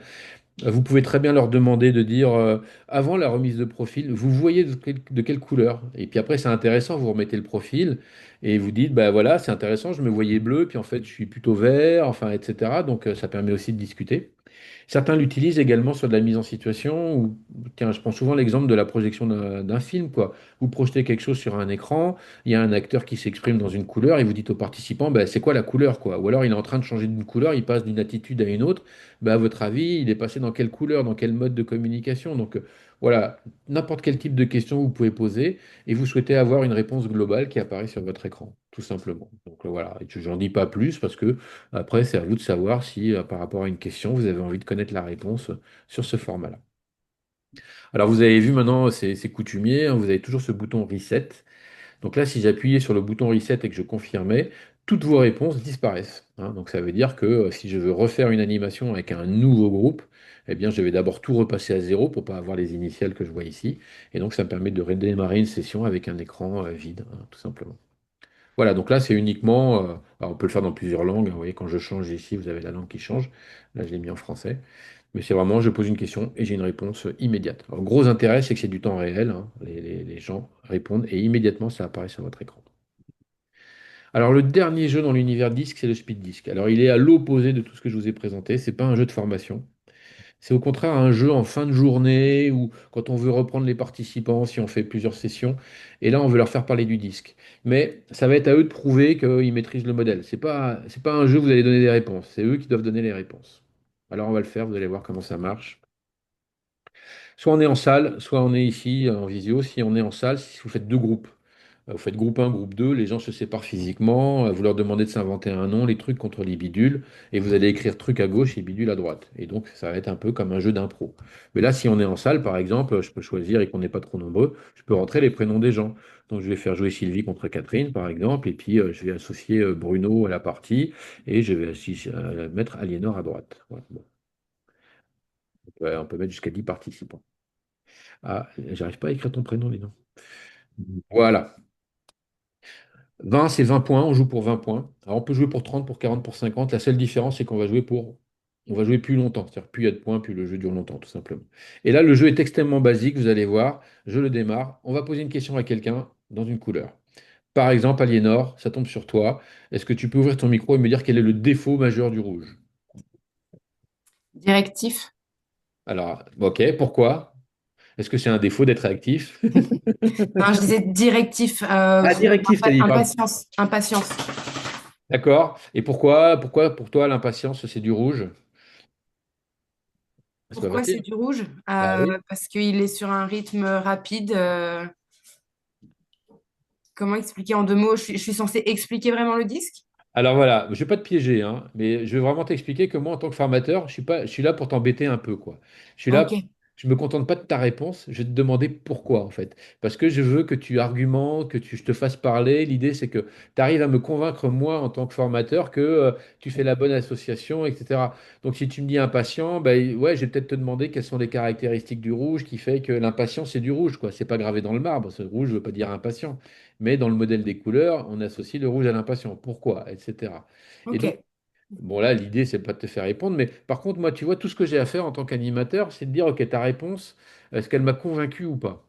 Alors, je vais juste te mettre des étoiles. Donc là, bah, c'était un peu hésitant. Enfin, je peux te taquiner, tu vois, c'était un peu hésitant. En même temps, tu étais la première, donc c'était pas facile. Et je te mets 4 points. Voilà, donc je te mets 4 étoiles et je valide. Et une fois que je valide, on va changer de camp. Bah tiens, on va interroger Sylvie. Sylvie, est-ce que tu peux ouvrir ton micro et me dire qu'est-ce qui ferait plaisir à Noël, là, si tu devais lui offrir un cadeau, tu lui offrirais quoi comme cadeau? Un Voilà, ami c'est qui est une bleu. bonne. Qu'est-ce que je ferai à bleu? Je sais pas, un calendrier peut-être. Ah oui, alors pourquoi un calendrier alors? Parce que comme ça, il va pouvoir bien planifier ses objectifs de l'année 2026. Pas mal. S'il est un peu jaune, s'il est bleu-jaune, tu lui offres un calendrier de l'avant, comme ça il a à manger en même temps. Il peut faire le gourmand. Voilà. Enfin, Exactement. tu vois, une fois de plus, ta réponse. Ce qui est important là pour moi, animateur, c'est pas de dire il y a une bonne et une mauvaise réponse. Je sais pas ce que tu vas me dire. Tu aurais pu me dire une bicyclette, tu aurais pu me dire n'importe quoi. Du moment que derrière tu argumentes et que tu es convaincant, tu aurais pu même me dire une place de cinéma. Et putain, le cinéma, ça me paraît pas bleu, mais si, parce que cinéma, etc. Et tu vas me donner des arguments qui vont me convaincre, tout simplement, ou qui vont me séduire. Et donc, pareil, je vais te mettre des points. Donc je vais te mettre également, je vais te mettre 5 points parce que tu n'as pas hésité, etc. Après, il peut y avoir un peu de la mauvaise foi, etc. Et on fait comme ça. Pièce, allez, on en fait encore un juste pour rigoler parce que ça là, elle m'amuse. Catherine, c'est quoi la pièce préférée du verre? Alors moi, j'en sais rien en tant qu'animateur, hein. Tu dirais quoi? Oh là là, la pièce préférée du verre, le salon, Ah oui, alors pourquoi? Toujours, hein? parce que il y a le canapé, les fauteuils, c'est un endroit où il peut accueillir du monde pour Ouais, très discuter. bien. Bah, tu vois, c'est parfait. Alors, il y a des gens qui vont répondre le jardin. Alors, des fois, le jardin, l'association avec le verre, c'est un peu fumé. Puis tout le monde n'a pas forcément un jardin. Mais il y a des gens qui m'ont répondu la cuisine parce que c'est l'occasion de faire plaisir à mes amis en leur préparant des plats. Enfin, voilà, on argumente. Alors, quand on est effectivement en équipe, on peut se faire aider de l'autre équipe. On ne va pas dire c'est forcément Aliénor qui doit répondre. C'est Aliénor et Catherine. Ils peuvent s'entraider. Quand vous êtes en salle, vous pouvez très bien demander aux gens de faire une réponse à plusieurs, de l'interpréter. Ok, ben joue-moi une scène dans laquelle effectivement tu es dans le salon où il y a un verre, où effectivement tu as une attitude de verre. Donc voilà, c'est vraiment ce qu'on appelle un party game, c'est un truc pour rigoler. Et en même temps, c'est un peu confort pour l'animateur. Alors, c'est pas confort en animation parce qu'effectivement, il faut laisser libérer la parole, etc. Mais il n'y a pas de bonne ou de mauvaise réponse. L'animateur n'est pas là pour dire tu t'es trompé, la bonne réponse c'était ça, quoi. Voilà. Donc on donne des points. Donc ça crée des écarts au niveau des scores, etc. Un style de musique, une émission. Alors le jeu combine totalement au hasard des thèmes avec une couleur. Donc c'est-à-dire que quand vous allez rejouer, ça va être de nouveau brassé et vous n'aurez pas forcément les mêmes propositions avec les mêmes couleurs. Alors, un appareil domestique qui fait penser au verre, j'en sais rien, moi, hein, j'en sais rien, mais voilà, ça fait réfléchir les gens. Il va y avoir un signe de ponctuation, un signe du zodiaque. Le signe de ponctuation, c'est sympa, les trois points de suspension, le vert il hésite, le point d'exclamation, le jaune, etc. Voilà, un super pouvoir, ce qui aurait pu inventer un verre, etc. Et à un moment donné, ben, les scores évoluent et vous allez avoir à un moment donné quelqu'un qui atteint les 20 points et qui remporte la partie. Voilà, tout simplement. Donc là, c'est l'équipe 2 qui remporte 23-19, on peut rejouer, etc. Donc voilà, c'est vraiment un jeu qui est un peu atypique, mais pour ceux qui aiment bien ce genre d'animation de fin de journée, par exemple, pour rigoler un coup ou pour vraiment valider qu'effectivement les gens ont bien compris le modèle des couleurs, ça peut fonctionner plutôt bien. Voilà, voilà. Ouais, on n'est pas en avance. On a vu les jeux duo qui sont totalement consacrés au disque. Maintenant, on va regarder la deuxième ligne plus rapidement sur des outils d'animation plus que des jeux que vous allez pouvoir utiliser avec du disque, mais pas que. Le premier, c'est Mood. Alors, le Mood, très rapidement, c'est un mur d'humeur. Vous avez vu ça sous forme d'arbre, sous forme de mur pour nous. Donc là, l'idée, elle est très simple. Je pose une question. Bah tiens, on vient de démarrer la journée. Dans quel état d'esprit vous êtes avant de commencer, par exemple? Voilà, c'est quoi votre état d'esprit? Vous vous sentez comment? Vous ouvrez le QR code, les gens scannent le QR code.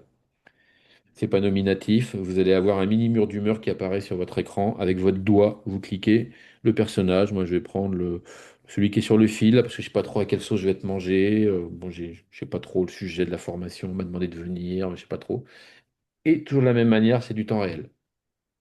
Donc au fur et à mesure que vous allez répondre, vous allez pouvoir faire apparaître. Donc là, moi, je vais simuler une autre réponse. Si vous avez deux participants qui donnent la bonne réponse, ça passe à deux, etc., etc. Hein, donc vous avez plusieurs participants qui choisissent le même personnage. Ça va passer à 5, 10, 15. Si vous êtes sur un grand groupe, ça va vous donner un peu le climat global.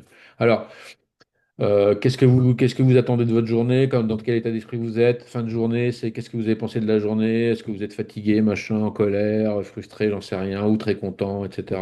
C'est utilisé parfois dans des écoles. Bon, les enfants, est-ce que vous avez passé un bon week-end? Etc., etc. Hein, c'est vraiment un mur d'humeur. Je prends la température de mon groupe. Je ne le redirai plus, mais toujours le bouton reset. Hein. Le bouton reset sert à tout repasser à zéro quand je veux redémarrer avec un nouveau groupe. Petit détail, le mur d'humeur, c'est un menu, donc on peut le changer et on peut aller sur une courbe de changement. C'est exactement le même principe. Si vous ouvrez le QR code, vous posez une question qui est en lien avec le changement, hein, bien sûr. On vient de déménager, on a changé de patron, la rémunération a changé dans la boîte, enfin, que sais-je, hein, c'est la même chose qu'une courbe de deuil. Où vous en êtes par rapport à ce changement? Et ça va du choc à l'adhésion. Donc, on passe par toutes les étapes pour ceux qui connaissent la courbe de changement, la colère, l'hostilité, la tristesse, l'acceptation, etc. Donc, ça, c'est pour ceux qui connaissent la courbe de changement, qui l'utilisent en formation. Vous avez la possibilité d'afficher visuellement un résultat. De la même manière, c'est pas nominatif. Mais quand vous avez plusieurs personnes qui donnent la même réponse, ça vient augmenter les compteurs. Voilà pour cet outil. Photoparty, très utilisé. Photoparty, vous posez une question. Alors ici, vous commencez par là-haut, vous posez une question. Par exemple, quelles sont les qualités, je fais toujours la même question, quelles sont les qualités d'un manager rouge? Je pose une question et j'ouvre le QR code. Donc là, je vous l'ouvre. Hop. Et là, l'idée, c'est que vous allez devoir répondre à la question que je viens de vous poser en choisissant deux photos différentes. Donc, vous allez avoir un panel d'une cinquantaine de photos. Vous pouvez scroller pour toutes les voir. Et là, vous allez devoir sélectionner deux photos différentes qui répondent à la question, à votre avis, c'est quoi la qualité d'un manager rouge? Et quand vous avez choisi vos deux photos, vous confirmez.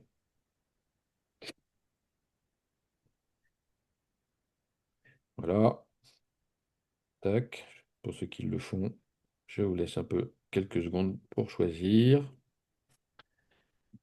Au fur et à mesure que les participants répondent, ça s'affiche sur mon écran. Et qu'est-ce que je vois? Eh bien, je vois que si plusieurs participants font le même choix, eh bien, ça vient augmenter les compteurs. Donc là, une fois que l'animation est terminée, je vois que 4, ah non, ça vient de changer. 4 personnes ont choisi l'athlète et 3 personnes la cible et 2 le lion et 2 le sens interdit, etc., etc.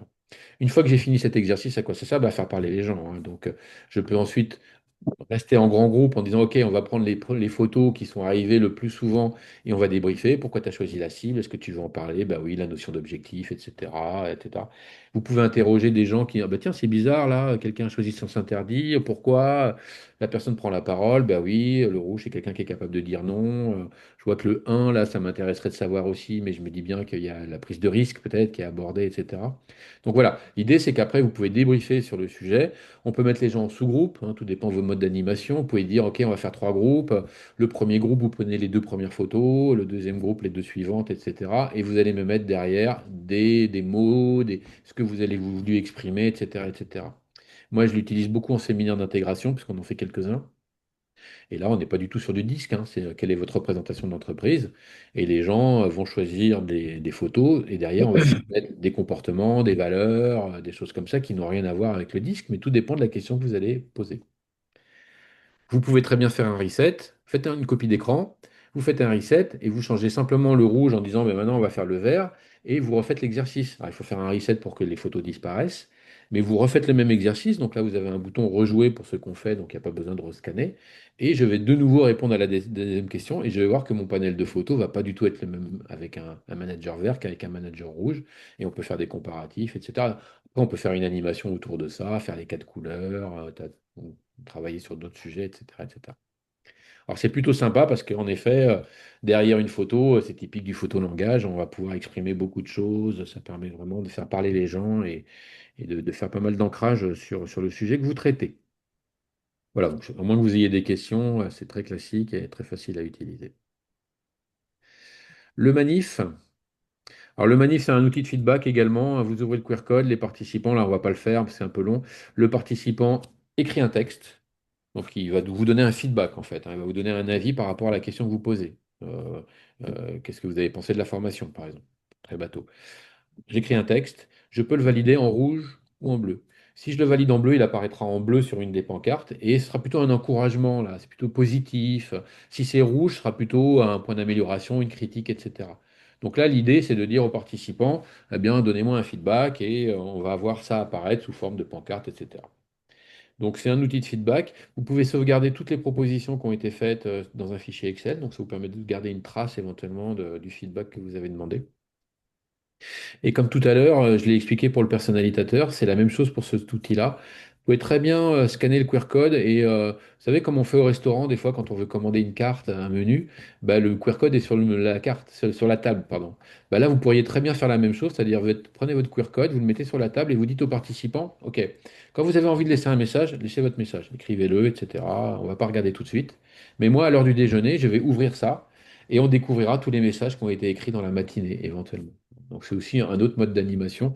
Quand c'est des grands groupes, par exemple, on préfère, plutôt que les gens s'interrompent régulièrement, leur dire écrivez vos messages, vos griefs, vos encouragements, et on les lira à un moment. Voilà, donc c'est vraiment un outil typique de feedback avec une interface un peu originale avec cette histoire de manif.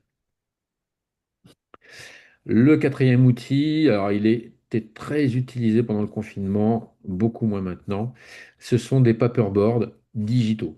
Il faut imaginer que vous avez, voilà, vous avez des panneaux, et au lieu d'avoir des panneaux avec des marqueurs, ben, vous avez des panneaux digitaux et de la même manière, les gens vont écrire dessus. Alors, on appelle ça des digiboards. Vous pouvez choisir des thèmes qui sont préécrits.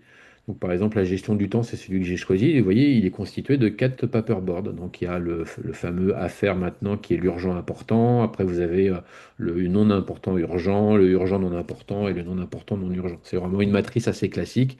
Vous avez des choses que vous connaissez peut-être, comme la matrice SWOT ou des choses comme ça, qui sont aussi très connues. Donc, vous en avez un certain nombre.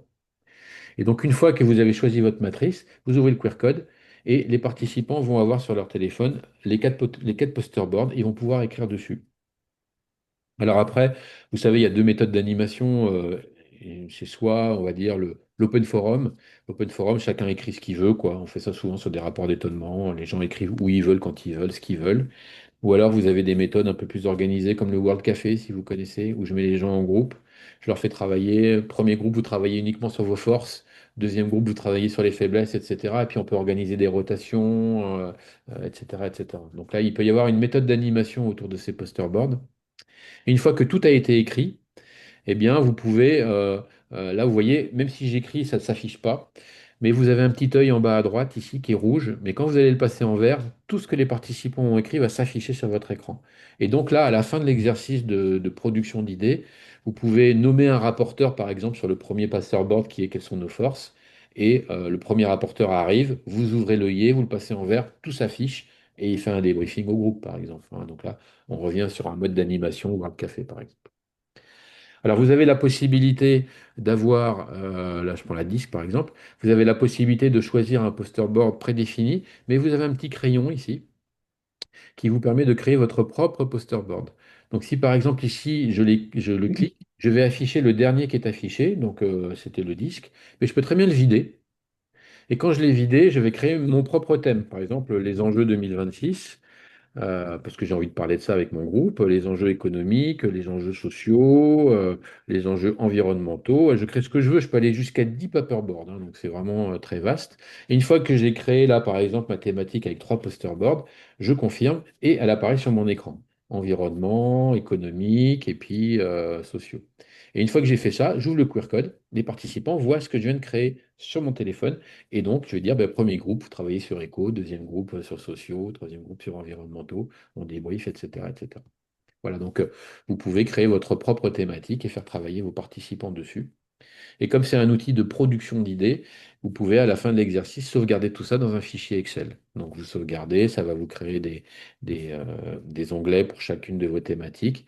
Et donc vous allez pouvoir stocker tout ce qui a été produit et faire un reset éventuellement quand vous avez stocké et mémorisé tout ça pour pouvoir repartir à zéro avec un nouveau groupe. Toujours le même principe du bouton reset.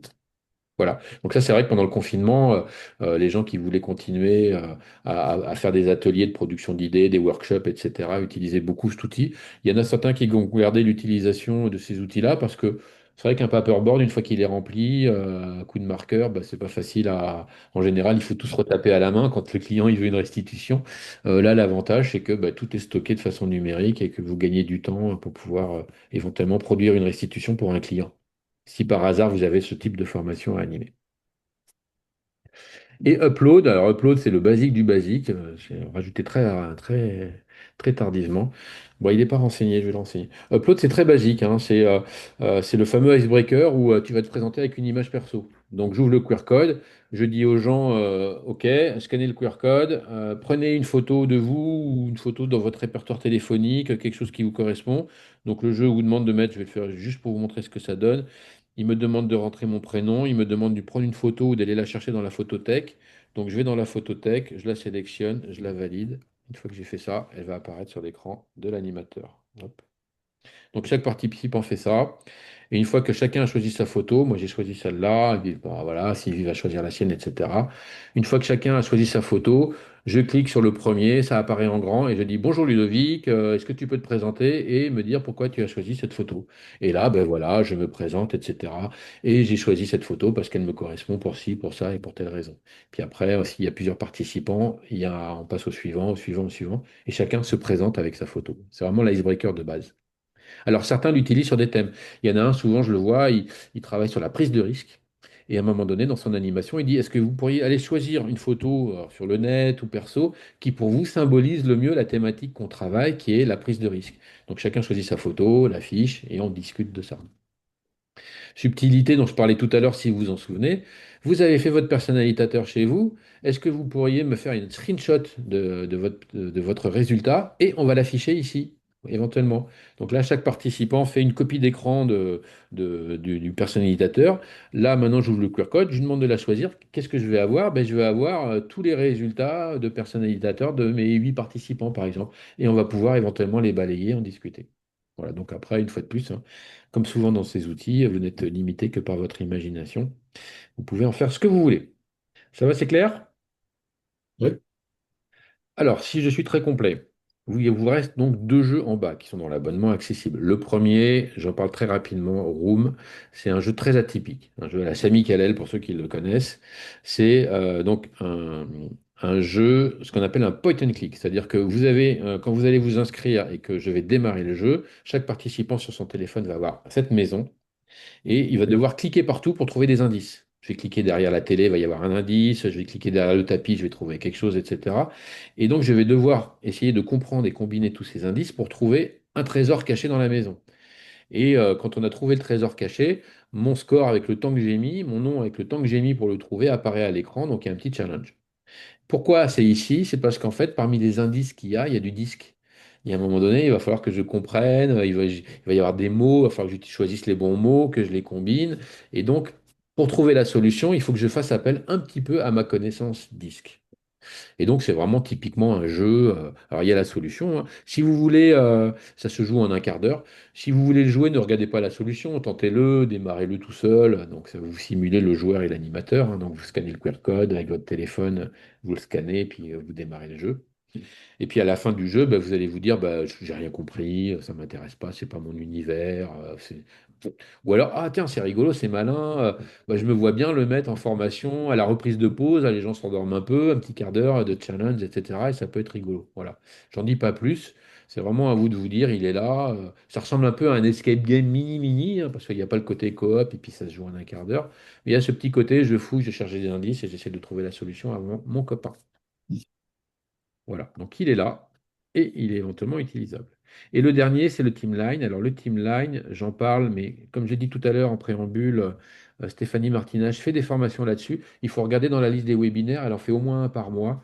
Donc si ce jeu vous intéresse, n'hésitez pas à ne pas le regarder trop, mais à vous laisser faire et de vous inscrire à un de ces webinaires. Je vous le présente globalement. Alors, est-ce que je vais... Oui. Euh, Quand les gens s'inscrivent, en fait, ils vont avoir sur leur téléphone 10 pions. C'est des pions comme ça qui sont gris. Et quand je vais démarrer le premier tour de jeu, en fait, je vais leur donner, à chaque participant va recevoir 5 cartes, donc des cartes à jouer. Et sur ces cartes, en fait, qui apparaissent sur son écran de téléphone, les cartes vont lui expliquer comment il doit trier ses pions. Sachant qu'il doit les trier en fonction il doit dire par exemple, le premier pion doit être un jaune, il doit y avoir 3 grands pions, il doit y avoir autant de pions bleus que de pions rouges. Ce genre de règles en fait. Des règles qui vont me dire comment je dois trier mes 10 pions. Et ensuite, vous avez la possibilité pour chaque pion de changer la taille, petit, moyen, grand, ou de changer la couleur, rouge, jaune, vert, bleu. Et donc, pendant le premier tour de jeu, je dis ça à mes participants. Vous devez trier vos 10 pions en fonction des règles qui vous ont été données. Et qu'est-ce qui se passe à la fin du premier tour de jeu, qui dure 5 minutes? Chaque participant fait sa ligne de pions. Et en général, on voit là apparaître sur l'écran d'animateur ben, des lignes de pions très différentes. Évidemment, je n'ai pas les mêmes règles que Catherine, que Bruno, donc on a chacun fait nos règles et on a chacun obtenu une ligne de 10 pions différente. Parfait, super, le constat est fait. Et là, on démarre le deuxième tour de jeu. Et le deuxième tour de jeu, c'est dire, vous devez faire la même chose, faire un alignement de 10 pions en respectant vos règles, mais tout le monde doit faire la même ligne. Ça doit être la même pour tout le monde. Et là, ben, comment on fait, quoi, hein? Comment est-ce donc possible? Et là, l'animateur s'arrête de parler et va écouter les comportements. Et l'idée, c'est de savoir comment les gens vont parvenir à la solution pour pouvoir effectivement faire tous la même ligne de pion. Et donc l'animateur, qu'est-ce qu'il va observer? Il va observer les comportements. Comment les gens communiquent, comment ils transmettent l'information, est-ce qu'on s'écoute parler. Alors si vous ramenez ça au disque, par exemple, ben, vous allez voir un rouge qui va dire, attends, tu comprends rien, ton truc, tu m'emmerdes, je viens de faire une ligne, ça ne m'intéresse pas. Et puis quand il va comprendre, il va essayer de régenter. Le bleu va peut-être partir dans un truc très fumeux. Le vert, il va peut-être donner une solution, mais comme il ne le dit pas très fort, personne ne l'écoute. Alors ça, c'est génial, hein. Si vous observez, vous, un vert qui est en train de donner la solution et que personne ne l'écoute, parce que dans la vraie vie, dit, de toute façon, le verre, on l'écoute pas, bah là, vous allez avoir un débriefing d'enfer, quoi, parce qu'ils ont joué quelque chose où on voit le verre qui n'est pas écouté, quoi.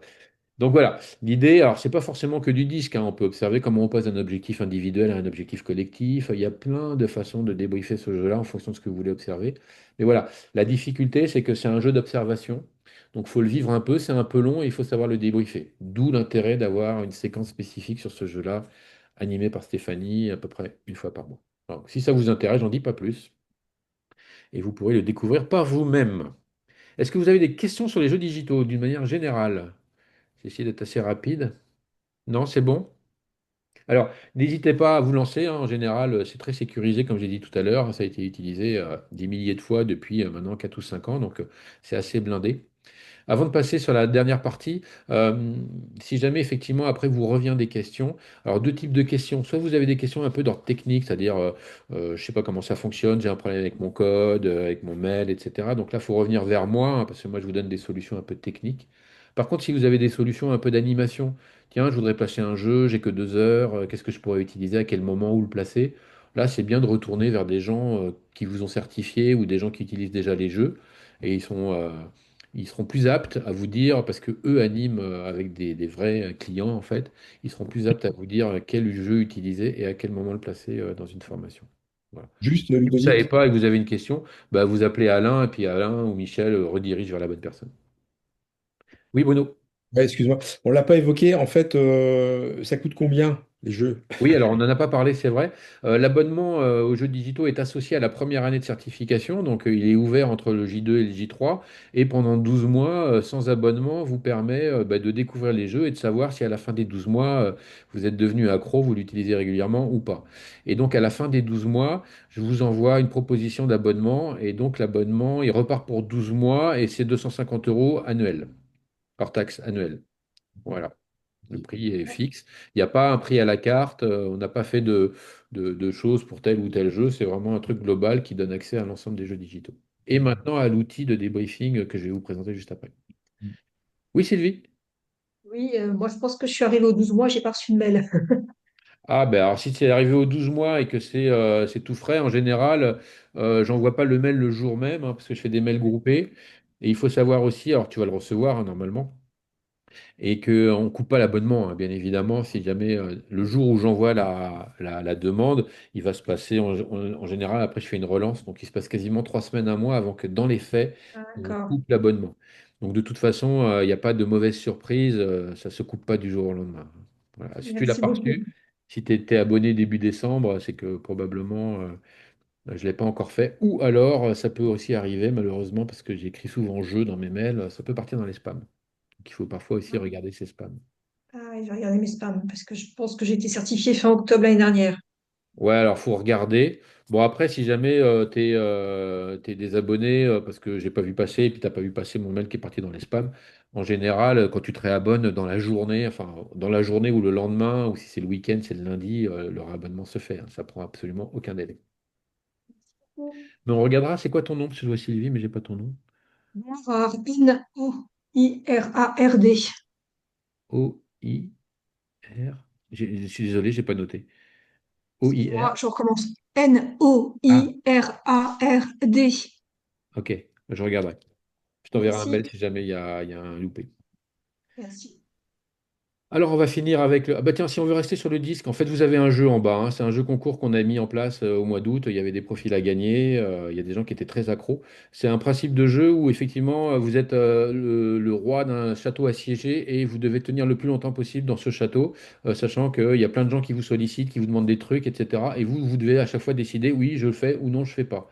Et en fonction des décisions que vous prenez, vous allez faire plaisir à une partie de votre population et faire des plaisirs, enfin, ne pas faire plaisir à une autre partie de votre population qui sont évidemment des rouges, des jaunes, des verts et des bleus.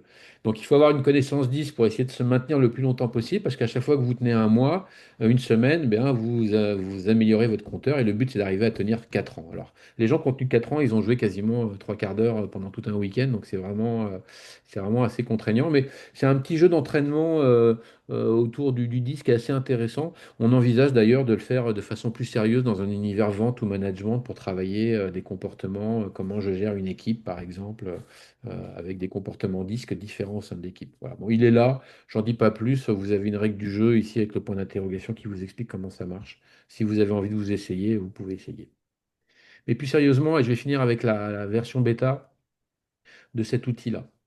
Alors, il est en version bêta parce qu'on vient de le lancer et qu'on va encore travailler les prompts et on va encore travailler les contenus, hein. Mais l'idée, c'est vous sortez de certification, vous ne maîtrisez pas bien encore le profil disque, vous n'êtes pas à l'aise avec un débriefing, ça doit pouvoir vous donner des pistes pour pouvoir améliorer votre connaissance. Et la deuxième étape, c'est j'ai un coaching à faire avec quelqu'un demain, j'ai son profil 10 sous les yeux, eh bien, je voudrais pouvoir éventuellement avoir quelques informations supplémentaires pour préparer mon entretien, etc. Ça répond vraiment à ça, hein. Alors, il y a deux possibilités. Soit vous choisissez un thème, soit vous allez rentrer une question libre. Si vous choisissez un thème, il n'y en a pas beaucoup aujourd'hui volontairement, hein, mais ça va évoluer. Vous pouvez très bien demander, par exemple, tiens, je voudrais avoir un comparatif entre son naturel et son adapté. Et là, vous allez pouvoir, avec les réglettes, choisir vous-même les pourcentages que vous mettez. Donc, soit vous voulez vous entraîner, vous dites, tiens, ça donnerait quoi quand un jaune y monte, soit vous avez véritablement un profil que vous voulez analyser, et là, vous reproduisez ce que vous avez sur le profil disque de votre participant. Vous pouvez très bien avoir une information sur les 12 déclinaisons, sur les 12 tendances comportementales, sur les 7 forces motrices. Donc, quand vous avez les forces motrices, vous allez devoir également renseigner les forces motrices qui sont... tiens, je vais le faire comme ça pour rigoler sur celui-là. Vous devez renseigner les forces motrices. Vous avez prise de parole en public, gestion du stress, ça c'est des thématiques un petit peu générales en fait, hein. Il y en aura d'autres, mais là on en a mis deux.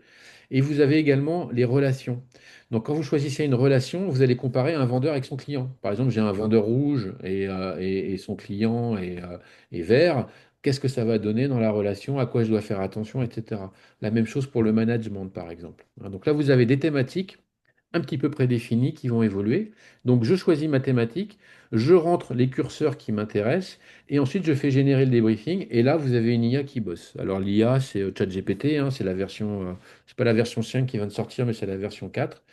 Et donc en général au bout de 30-40 secondes ça va me sortir, parfois un peu plus comme là quand on parle sur les forces motrices, ça va me sortir un document de synthèse qui va me permettre d'analyser chacune de ces forces motrices.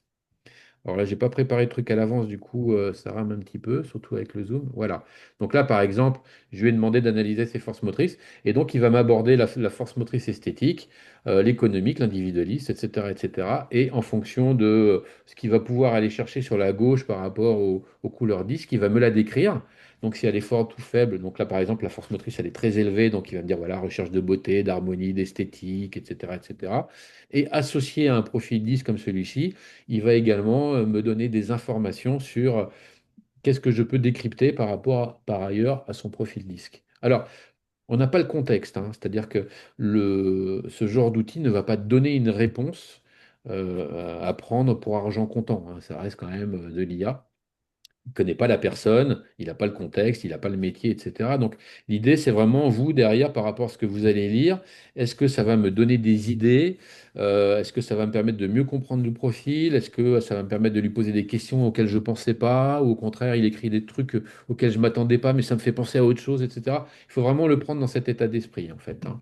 C'est vraiment un outil d'accompagnement qui est encore en version bêta. Donc en plus, nous, on n'est pas aujourd'hui, par exemple, il n'y a pas de bouton qui permet de générer un fichier PDF, quoi. Parce qu'on veut pas, aujourd'hui, on n'est pas en capacité de dire ce document-là, tel qu'il sort là, on peut considérer que c'est un document assessment 24/7, fiable, etc. Donc c'est vraiment un outil pour l'instant à prendre en mode découverte. Là, Et si- et- ouais, sur ouais, vas-y, moi, vas-y, je réponds tout de sur suite. les scores, les forces, tu mets plutôt le score. Tu mets pas le classement, tu mets le score, c'est ça? Alors, tu mets un pourcentage ici, donc après, lui, il va traduire le pourcentage en effectivement en faible, très faible, fort, très fort, etc. Donc après, nous, on a mis des fourchettes, une échelle, hein, pour considérer à quel moment c'est fort et faible. Euh, il y a des sujets, par exemple, sur les forces motrices, parce qu'on vient de le rajouter, qui ne sont pas abordés, c'est-à-dire les conflits entre deux forces motrices, là, ne sont pas forcément abordés. Par contre, si elle est faible, il va pas te dire, oh là là, tu es faible en esthétique. C'est-à-dire que si par exemple tu as choisi en esthétique 4%, il va pas te dire ton esthétique est faible. Il va pas te dire qu'elle n'a pas d'impact. Puisque le zéro impact, c'est quand on est à 50% dans une force motrice. Par contre, quand on part vers le 100%, mais quand on part aussi vers le 0%, elle devient très importante. Même si elle est faible, elle a un impact fort sur mes attitudes, quoi. Donc, il prend ça en compte, par exemple. Voilà, il va pas juste te dire ton esthétique, elle est faible, donc la beauté, t'en as rien à faire, quoi. Il va te dire non, l'inverse de l'esthétique, pour toi, c'est quelque chose de très important et ça peut agir dans tes comportements. Ok. Et quand je pose une question libre, ben voilà, hein, la question libre, c'est euh, comment manager ce collaborateur.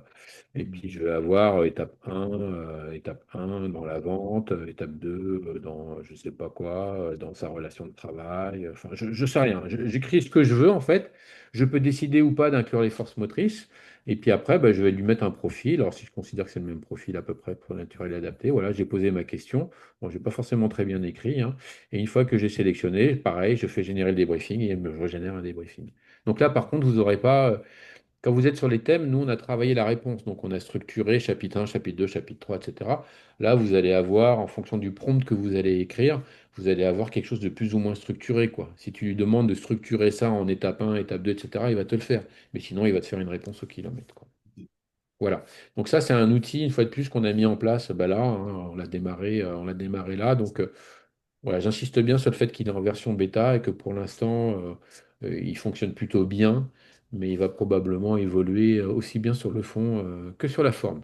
Ça fait partie du package Ouais, jeu. alors voilà, on n'a pas voulu le distinguer du paquet de jeux. Il est complètement intégré au package jeux digitaux. Il ne fait pas l'objet d'un abonnement spécifique parce qu'aujourd'hui, je pense que on peut pas demander, on peut pas exiger un abonnement d'un outil pour nous qui n'est pas forcément fiable. Donc voilà, je réponds, voilà, management sur les compréhensions de style, les recommandations, mon avis sur le profil en question, etc., etc.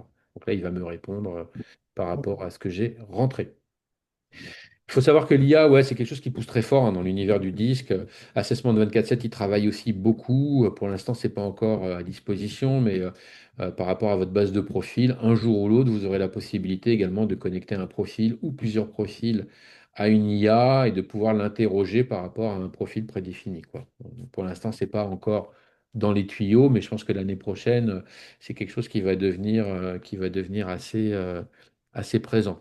L'idée n'étant pas de remplacer un coach, bien évidemment, là on le voit bien sur cet outil-là, c'est pas de le remplacer, de se mettre à sa place et de répondre à sa place, mais de vous apporter des éléments qui vont peut-être enrichir votre connaissance ou peut-être vous guider dans le cadre d'un coaching. Ok. Voilà, voilà. Écoutez, j'ai été assez exhaustif. Avez-vous des questions sur tout ça? Alors, plus on en rajoute, plus la présentation est longue. Bah, ça va, j'ai tenu 13h30 quand même. Je suis plutôt dans les délais. Avez-vous des questions? Non, moi, c'est très bien. Merci beaucoup, Ludovic. C'était clair pour vous? Ouais, Merci beaucoup, Ouais, Ludovic. très bien. ouais, Voilà. Très ouais, bien. c'est clair. Bon, ben, le conseil que je vous ai donné tout à l'heure, hein, n'hésitez pas à vous lancer. Il y a beaucoup de gens qui l'utilisent. On a à peu près 900 abonnés, donc il y a probablement aussi des gens dans votre entourage qui l'ont déjà utilisé. Donc n'hésitez pas aussi à les solliciter si vous avez des questions, notamment sur les modes d'animation, comment les inclure, etc., au niveau de vos formations. Eh Bien. bien, c'est l'heure du déjeuner. Je vais vous souhaiter un bon appétit Merci. Merci Merci. beaucoup. Bonne Bon journée. appétit à et tout à le monde. bientôt. Et Au revoir. bonne Merci journée. beaucoup. Oh, À à 2 bientôt. minutes près, j'ai Au tout le revoir. timing, Bonne c'est journée. parfait. Allez, au revoir, Merci merci. beaucoup. Au Journée à revoir. tous. Merci, Au au revoir. revoir. Au revoir.